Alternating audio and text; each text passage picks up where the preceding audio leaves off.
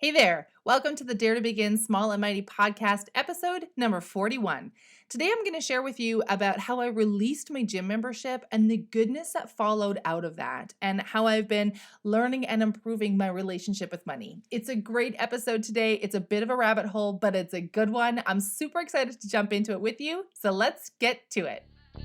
I spent years building my interior design business, trying to do all the things: the marketing, the networking, the free content, spending thousands of dollars on training and education, only to see minimal growth.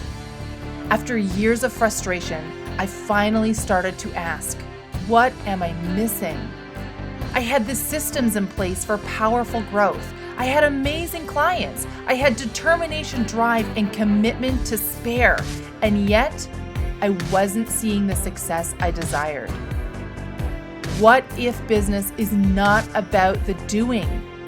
What if building a powerful business requires both powerful systems and something else, something deeper? I'm Amy Van Meel, and I'm on a journey to discover that something else. If you are ready to build a powerful business and do it knowing that your success is inevitable, join me as I share both the powerful systems I know work and my lessons and revelations as I discover that something deeper. Welcome, Changemaker, to the Dare to Begin Small and Mighty podcast. Well, hey there, Changemakers. Thank you so much for joining me on the podcast today. It is always a pleasure to sit down at the mic and just imagine you listening in. Whatever you're doing, wherever you are today, I trust you're having an amazing day, and I'm super grateful that you are here with me. And before I dive into what I want to talk about today, I just want to send a little bit of gratitude out into the ether, because I received the most beautiful comment on Facebook the other day, just letting me know that, somebody's been listening to the podcast and really appreciating it. And it was such a beautiful moment. It came about the same time as a payment that I was waiting for a long time, a lot of months before that payment came in. And it was so interesting. The payment came in, I was excited.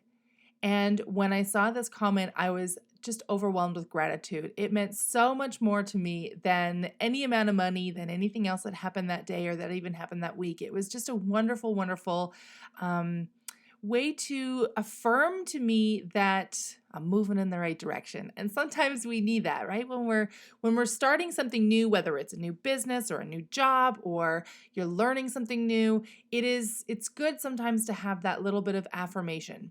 Not that we need to hook ourselves on the affirmation and only do it to make sure that, people are seeing us and telling us that we're doing a good job, but to hear that every now and again, especially when it's unsolicited, is really wonderful. So just sending out some gratitude for that comment coming in. And so I want to talk about, today I have a sort of an interesting / loose topic. Now I do have notes for today, but it's going to be an interesting ride. So away we go. So I want to share today about something very specific, how I released my gym membership and then the goodness that has come forward since doing that. And I should preface this by saying that it's the crux of the whole thing is not specifically that I released my gym membership. And by release my membership, I mean that I actually I canceled it. I had been going to the gym for about, I think, 16 or 18 months and really loving it. Actually, I really loved going to the gym. I loved taking the classes. I loved going there and using the machines. And I didn't have a good option to offset that decision. But I had come to the point, and I've mentioned this many times, that this past year has been a deep growing for me, that I've been learning a lot of lessons and having some deep revelations about myself, about decisions that I make, about the way that I've been living my life, and understanding why my life is the way that it is and why my business is, both of them, are the way they are, because they're reflections of who I am. And so, feeling frustrated with the results that I'm seeing or the results that I'm not seeing really is just it's a frustration with what I'm doing at a core level. And so this year has really been about uncovering and understanding what that is. So part of what came about this summer, and I mentioned I've been working with a coach, and she's been instrumental in helping me understand this a bit better, is that I haven't been the most responsible person when it came to making financial decisions. And it kind of freaks me out to share this with you. And it also, um, it's a weird thing to share because it's not like I was being irresponsible or was, buying expensive cars or crazy jewelry or, going out for dinner all the time. I thought that I was making very responsible decisions. My bills were getting paid on time. I was investing money into growing my businesses. Would I have the occasional splurge? Definitely. But for serious, the last time I had any kind of splurge was in May. I celebrated that 5-figure contract that I earned by buying myself a pair of $40 shoes. Like that was the biggest splurge that I'd made really in the last several months. So I always thought like I'm not a financially irresponsible person. So why am I constantly stuck in this place of being in debt? And how am I ever going to get out of it? Because no matter what I seem to do, it doesn't seem to work. And I'd listened to podcasts and read books, and I heard so much advice over the years about, we'll just pay off this first and then keep focusing on growing forward. And I'm like, well, that's great if life was static. If nothing ever changed, and I could just, focus on everything that came in that would just pay off whatever, a credit card or a loan or whatever it was, then great. But life isn't static. Life is fluid. Life is constantly changing and evolving. And, if it takes 5 years to pay something off, that's okay. But in that 5 years, I'm not going to just do nothing, right? So that's where I really struggled. And so my coach really challenged me to take a good look at where I was spending my money and what could I release? What was not absolutely necessary? And it took me about 3 rounds. And it was the third round when I finally released my gym membership. And I had to come to the point in myself where I could let it go without feeling resentful about it, without feeling like, now I'm just going to get fat or now I'm going to be really unhealthy or what have you. And also without having a plan for what I was going to replace it with. Now, I'm not advocating that you should just make decisions without having some kind of forward momentum, but this was something that was incredibly key in the growth process that I needed to go through because I'm a huge planner. Like I want to plan everything. I'm not planning to the point of like every minute of every day is planned, but I want to know what's going to happen. I want to know, where am I going next? What's our next steps? One of the best ways you could drive me crazy is to say we're going to go do something, but don't ever tell me what it is, when it is, or how long we're going to be doing it for, because it'll drive me bonkers. So I wanted to have a plan. So when it came to this, I came to the point of realizing, you know what, it's not a huge amount of money, but it's a significant amount of money. And I was looking at some of the changes that were potentially coming up, including ski season. So you all know I'm a huge skier. I had my first ski day just this past Sunday, and I'm super stoked. And so I knew that what was coming up down the line was that I wasn't going to have quite the time that I wanted to go to the gym. And the way I looked at it was, this is probably going to be something that's just going to be a cause of frustration because I'm paying for a gym membership that I may not be able to use to the max. And so I finally came to the point where I said, you know what? Even though I don't know how I'm going to replace this, even though we're heading into winter, which is, I love winter, but not a great time for, getting outdoors and doing activities during the week. The days are shorter. It's colder outside, right? There's ice and everything else to think about. But I just knew I had come to the point where I knew in my deepest self that it was the right thing to do to let go of this membership. Now, I mentioned last week, I think, that, lots of changes have been coming up. And so, I have taken on a job for a very specific set of reasons, and I'm not going to talk about them today. I'll talk about them maybe in another podcast episode. But in taking on this job, it's been the most incredible journey. I've been at it for about 3 or 4 weeks now. It's been the most incredible journey. But here is what totally blew my mind. The first week that I was at this job, I learned that there is a benefits program within this job that would allow me to allocate a certain amount of money towards different things, whether it's, health and benefits, whatever. Here's what's amazing. I had access to benefits right away, and I could allocate this money towards putting in some exercise equipment into our home.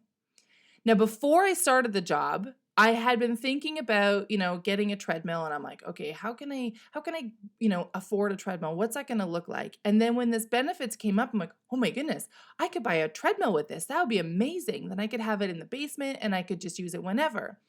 But I wanted to, something that's been in my mind for probably about a year now, has been thinking about the fact that so often, so many of us buy things that we never use. So I'm not sure if you have exercise equipment that sits in your basement or your whatever guest room that never gets used, but I know there's lots of people in my friend group that have equipment that they never really use it.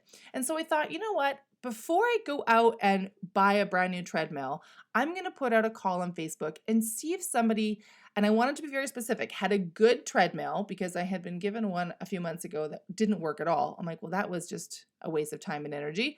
But to put out a good one that I would, willingly pay for this treadmill, but then it would take something out of somebody else's house. So it's no longer, taking up space in their home, but then I would also be able to make use of it. So I looked at it as a win-win situation. I put out a call on Facebook. About less than 24 hours later, I get a message from a friend of mine who said they have a treadmill in the basement. It's mine. I hope you're sitting down when you hear this. For the cost of 2 bottles of wine. Literally, they said, we really love this wine. Why don't you buy us a couple bottles of wine and we'll call it square. So that already was cool. Okay, awesome. Super excited about that. So I said, can you tell me what kind of wine you want? They sent me a picture. It was a wine I wasn't familiar with. Fast forward a couple of days. It's Thanksgiving weekend here in Canada, and I am at our Thanksgiving event with my boyfriend's family and all of his extended family. And his sister-in-law happens to have the bottle of wine, the exact same wine that I needed to buy. And so I said to her, I said, where do I buy that? Because it's not a label that I'm familiar with, but I knew that it's going to be a much more expensive bottle of wine, because the people that I was getting the treadmill from have good taste. They have slightly more expensive taste than I do in some things. So she said, you can get it from this liquor store and it's half off right now. So if you get it, before whatever day, you can get a crazy deal on it. I was dumbfounded that I had been able to find a treadmill that was in good working condition for literally the cost of a couple bottles of wine. And then that the exact wine that that they wanted was also 50% off. So basically what I ended up getting is a treadmill for the cost of 1 bottle of wine. Crazy, right? So that already blew my mind. Here I was, I had this treadmill that's working, that's in my basement, that is available for me to use anytime I want to, and it literally cost me $35. Okay, that's amazing. So then I go and I'm thinking, okay, well, how am I going to use this benefits money? And one of the other things that I know my guy has been talking about is that he wanted to get more exercise in. And so I wanted to do something for him. He's been so wonderful and supportive for me. And I wanted to do something that would allow him to finally start making changes like he wanted to. And so I said to him, you've been talking for months about wanting an exercise bike. What if I bought the exercise bike for you using my benefits, and then you just need to go choose something. Now, my guy's a bit of a procrastinator, so I had to get him out onto it right away. But let me fast forward. He found a bike that he really liked and a rowing machine. He wanted a rowing machine. So we go on a Sunday to go look at these machines, and I've never bought anything this fast in my life.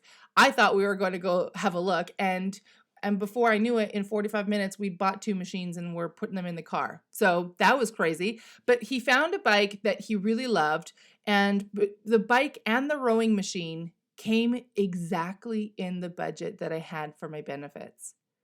So now I have a brand new rowing machine, a brand new exercise bike, and a treadmill that is in fantastic condition, that is in our basement, that is being used regularly by both myself and my guy. And it cost me, out of my own personal money, a total of $35. Let me tell you, I was paying $60 a month for my gym membership. So I have less than the cost of 1 month of my gym membership. I have replaced it with equipment that's in my home. And what I love about it is that I literally now, almost every morning, go downstairs and I use one piece of the equipment, whether I'm riding the bike or I use the rowing machine, I use the treadmill a lot. And with this new job that I mentioned earlier, there's an enormous amount of training, and I've discovered that I can actually, depending on, whether I can do my training on an iPad versus doing it on a laptop, I can actually be on the machines while I'm doing the training, which actually helps me take this information in. So I am dumbfounded that this all came out about 4 weeks after I made the decision to let go of my gym membership. Now, there is a 30-day time period where like you go in, you cancel it. So there's a period of time while you still have the membership. So there was about 2 or 3 weeks, I think, between when I no longer had access to the gym and I finally got the equipment into my home, because obviously we need to take some time to go get it. But I mean, like, this blew my mind. This blew my mind that by simply making this decision and releasing everything around it, like not loading it with negative emotions or negative activities, anything like negative self-talk, that I could just release this and like look at the amazing things that have been rolling into my life. I'm super grateful for them. Now, here's the other cool thing, because this whole year really has been a focus for me to really improve my relationship with money, to learn about my relationship with money and understand, how can I be a better partner to money? So I listened to Catherine Zankina on the Manifestation Babe a ton. This is something that when I first hired my coach, I said, I want to work on this. And she's like, I don't focus on money, but we're going to clear the stuff around it so we can, you can start to get to the root of it.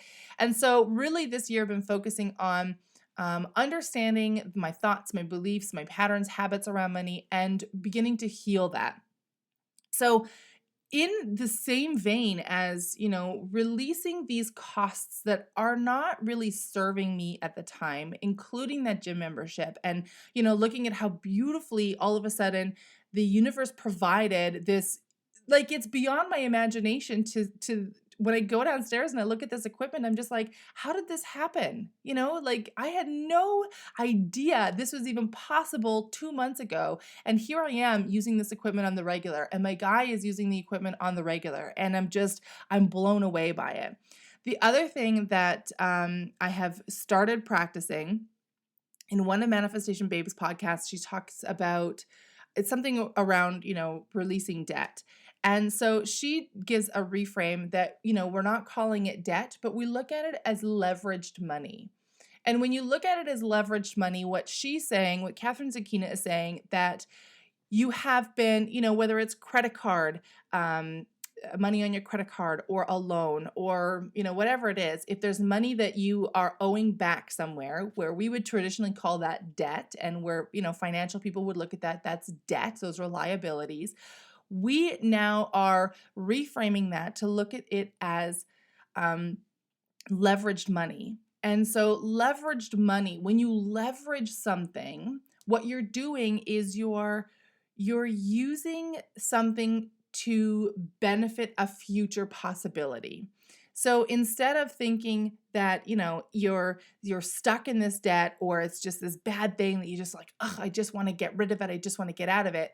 When you look at it as leveraged money, what she suggests looking at is, first of all, be grateful for it. Be grateful that, the credit card company gave you this money to use. Be grateful that the bank gave you that loan, or, if it's student loans, that whatever organization it was that gave you the money for the student loans, that you were able to have that and use that, because look at what you've been able to do with it.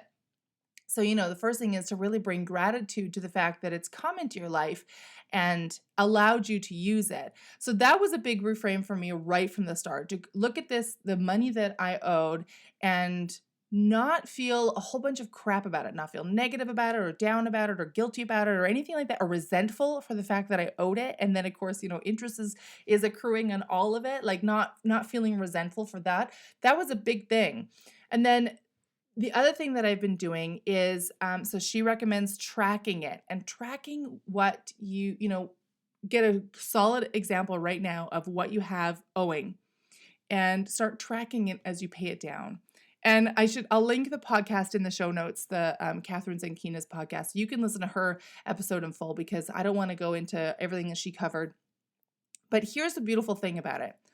The first thing and it took me a little bit I'll be honest, it took me a little bit to work up the nerve to actually sit down and write down all the money that is owed in different areas. So these are things like, taxes that are owed, my loans that I have, credit cards, uh, things like coaching payments, because I have a coaching contract. So that, things like that.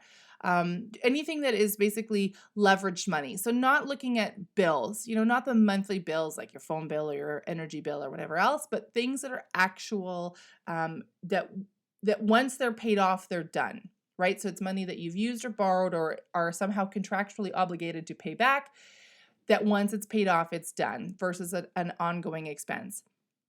So I finally got the nerve to, and had to be in the right space to sit down and actually, put out in an Excel table, what is it that I actually have owing right now? And I had a pretty good idea in my mind. I was pretty close, but I actually owed more than I realized. When I added it all together, I'm like, ooh, okay, that number kind of freaks the crap out of me. But that's okay because, this has done some amazing things in my life. And I'm grateful for the fact that this has been allowed to flow into my life. And now let's, my goal is in the next year, and it may take longer than a year, I don't know, but in the next year to be able to give all of that back so that in a year's time, I no longer have leveraged money that is, sitting in my heart or sitting in my mind and sort of reminding me like, hey, beep, beep, beep, by the way, you still owe this, right? And while you're still owing this, we're still collecting interest, etc. on it. So that's my goal. So the really beautiful thing is in the last, I think about 10 days, I'm trying to think when I first started tracking in, when I just last checked in, I believe the last 10 days, I've already paid off about $3,800 of this leveraged money. And again, like the gym equipment that's now in our basement, if you had told me even a month ago that I would already have paid off that much in such a short amount of time, I would have been like, no, that's not possible. Like, where's it going to come from, right? But now that I actually can see it happening, I'm like, wow, holy smokes, that's really amazing. Look at that now that, I've made the intention to actually to release it, to give it back, to look at it not as like, I just have to pay this off, and instead look at this, I am so grateful that this was given to me for my use and that I've been able to use it to do some amazing things, and that now I have the opportunity to give it back to these people. You can, if you think about it just as a company, it might be a little bit heartless, but if you think about when you give it back, you're allowing that company to pay their bills or their employees or whatever it is, however it is that you look at it. If it's an individual, for example, like my coach, that when I give that back to my coach, that I'm allowing my coach to also then do other things. And so rather than looking at it as like, I just owe this, I'm just putting this back out. I'm giving this back. It's going into circulation and it's going to do some more amazing good things in the world. Right? So that is something that my brain is still wrapping around, but it's been a really cool practice and it's been a beautiful reminder for me to, move into that. And like I said earlier, to really focus on becoming a better partner in my relationship with money. I think in terms of like between myself and my boyfriend, I think I'm a pretty good girlfriend. I think I'm a pretty good partner. I'm not perfect, right? None of us are, but I think I do a pretty good job. But it's still a little bit beyond my mind. I'm still learning into it. What does it look like to be a partner to money? What kind of a partner can I be towards money? And simultaneously, what do I expect of my partner? And, am I looking at unrealistic expectations? So if I think about my guy and I think about, I have an expectation that he's just going to shower me with gifts and compliments and always be at my beck and call, that's an unrealistic expectation. It's not fair. It's not to the benefit of him. And then ultimately, it's not to my benefit either. But I do have an expectation that he treats me with respect, that he, speaks honestly and kindly with me and to me. that, we have open communication between the two of us, that it's okay if there are issues or frustrations or things that come up, but let's, when we talk about it, be respectful in our conversation, right? So those are expectations that I have of my guy. So what are my expectations around money? What do I expect? What do I expect from myself? What kind of a partner would I want to be? And what do I expect from money in return? And then finally, just really moving my relationship out of, as I made my notes, I was thinking about Top Gun, out of the danger zone and into a neutral zone. So I want to talk on this for just a moment, and then I'm going to wrap up today's episode.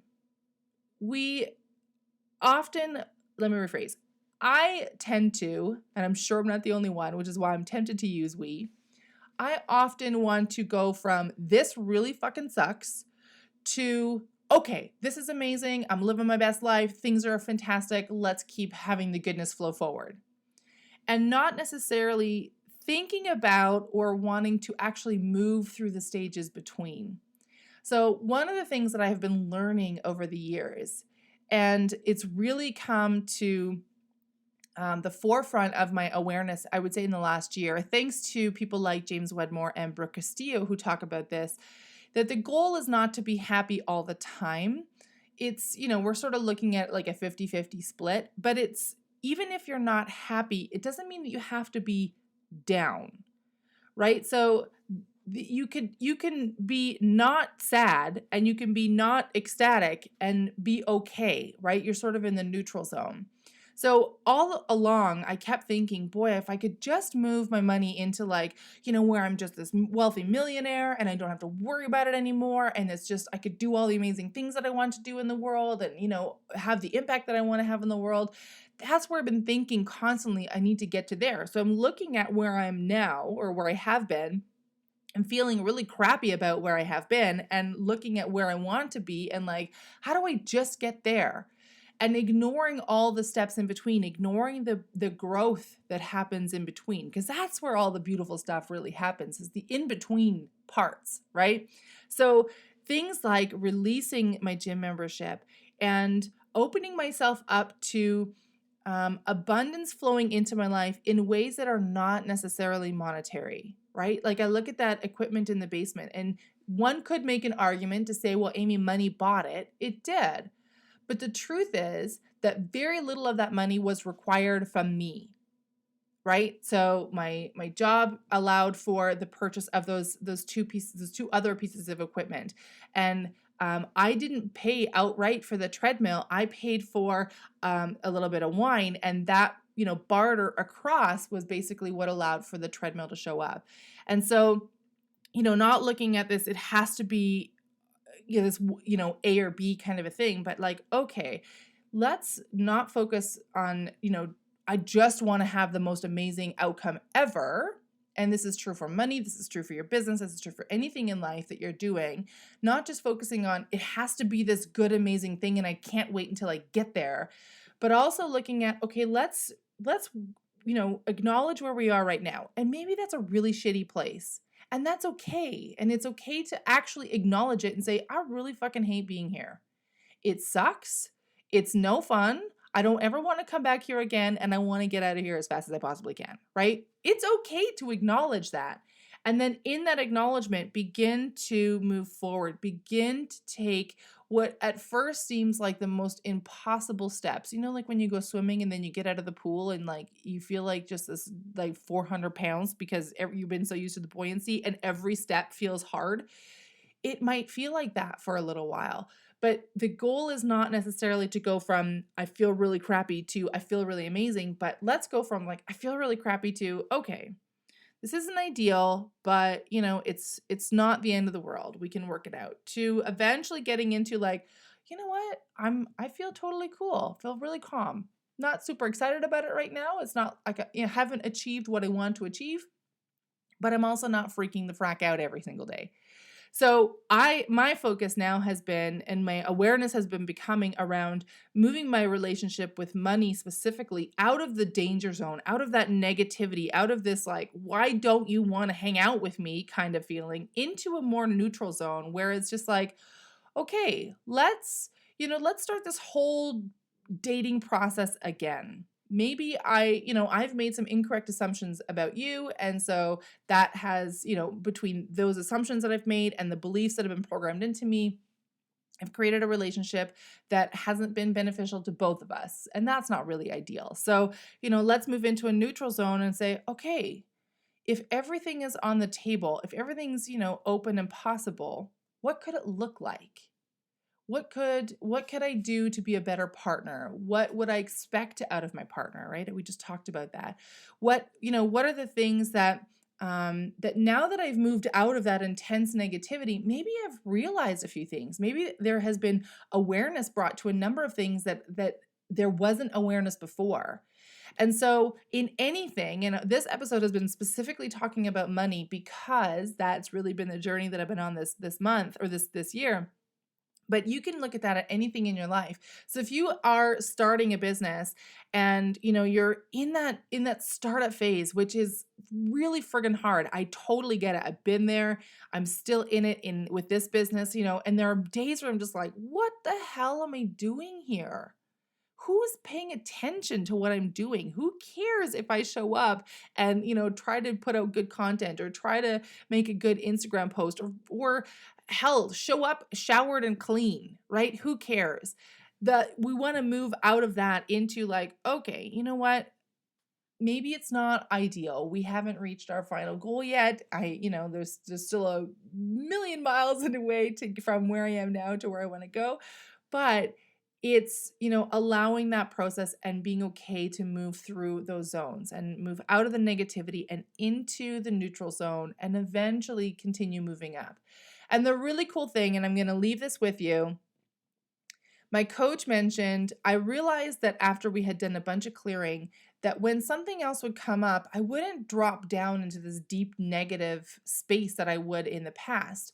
And whether it was things like, I can't pay my bill this month, or my boyfriend just, was a total dink yesterday and made me feel like crap, or, whatever it is, whatever the situation was that showed up, that had the potential of sending me way down the rabbit hole of like really freaking out, being super upset, being depressed, whatever it was, what I started to realize was I still felt the emotion at the moment. If I couldn't pay a bill, it didn't feel great. I wasn't like, oh, I'm so excited that I can't pay this bill right now. But I also wasn't going down the deep end and saying like, oh my God, I'm such a loser. And, like, who gets to be this age and they can't pay this thing and blah, blah, blah, blah. Which, by the way, is a story that I finally caught the other day. Not that I didn't know I had that story, but here's how I caught it. And I want to share this real quick. I have in my mind always had this idea that I'm behind in life. I'm only 36 years old, guys. I have so much life ahead of me. It's ridiculous. But always feeling like, we celebrate the young that do everything so far ahead, and I'm just always behind. And so what had become a recurring story, it didn't matter what it was. This week, it happened to be around tampons. Sorry if you're a guy listening to this, but it happened to be around tampons. The fact that I needed to go buy some, and I had like $15 left in my bank account. And the story that was running in my mind is like, oh my God, Amy, you're 36 years old and you can barely buy a box of tampons. This is ridiculous. Like, who does that? And that was the moment right there that I realized exactly what I had been doing my whole life. And I'm like, you know what? There are people in all walks of life that come upon financial stresses that can't buy things for a variety of reasons.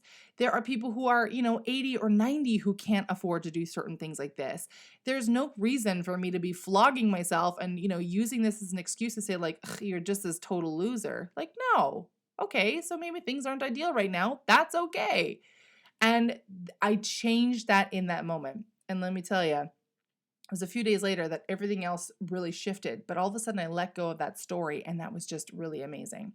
So I digress. When I was saying is that I, used to have these, something would occur and I would, go down the rabbit hole and just be super upset or super frustrated or whatever the emotion was.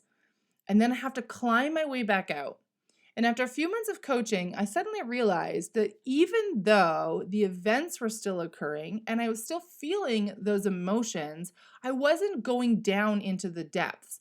And I mentioned it to my coach and I said, this is really interesting to me because I've never felt that before where, I can feel like this kind of blows, but not be completely flipping out about it and freaking out and whatever else. And she said to me, it's because we've been changing your set points. So as we've been clearing this stuff out, as you're learning these new things, you're raising the bar. And it's not about raising it to the top. It's about moving it up a little bit. And so when you have those moments and you have those emotions that drag you down, there's the plateau at which you will allow yourself to move down to is much higher than it used to be. So instead of going down into the depths of I'm a total loser, whatever, like just the worst possible things that we can think about ourselves, totally crying, completely upset, completely sidelined for the rest of the day, like what the hell am I doing with my life kind of a thing. Now all of a sudden that plateau has changed where it's like, okay, this kind of sucks. I'm really not so keen on this emotion, but I'm going to allow the emotion to move through me because I understand that it's showing up for a reason. And that sounds really unsexy and totally uninspiring. But let me tell you, when you move to that point, it is amazing. All right, that's it. I'm going to tie it off for today. I trust that, you've gotten some good information out of this, and I know that today's episode maybe felt a little bit all over the place. I wanted to keep it in 20 minutes. I'm not anywhere close, but I felt that this was important enough to really dig deep into with you guys. So thank you so much for listening. Whether you send me a comment or don't, whether you leave a podcast or a review on Apple Podcasts or you don't, whether you shout out on Instagram and say, hey, me, I really enjoyed this episode, or you don't, doesn't matter because I'm just so grateful to be here with you. I'm so grateful that, even if I don't see any of that, I'm grateful that this is getting out to reach a few of you. And I'm going to leave it with that. I wish you a phenomenal week, and I'm super looking forward to seeing you next week. Well, seeing you. You'll be hearing me. I guess I won't be seeing you technically. And and one last shout out. It's ski season, baby. So I'm freaking excited. We had our first ski day already, and on the 27th of October, earliest ski day in history at the ski hill that we go to, and both the earliest ski day for myself and my guy. 10 centimeters of fresh snow, 43 centimeter base. It was amazing. It's ski season. I'm loving it. You're going to hear a lot about it in the next few months as we do some more podcast episodes. So buckle up. You hear about my Subaru and my ski days. Wishing you a phenomenal day. Talk to you soon. Are you tired of figuring it out all on your own? Of sitting in overwhelm, knowing that you're not moving forward, but having no idea where or how to start? Are you ready to learn effective profit-supporting strategies for your business so that you can finally earn the money you desire and step into the freedom that you're working so hard to create? If so, I invite you to join me inside the Launchpad. You'll get instant access to free training designed to meet you where you are right now and propel you forward toward the dream that you hold in your mind. It's time to make a powerful move toward your future. Time to step up and serve the people who desperately need your help. Let's not keep them waiting any longer. Today is the day. Join the Launchpad now. Just go to daretobegin.net/the Launchpad and sign up. Your success is inevitable. Now, let's launch it.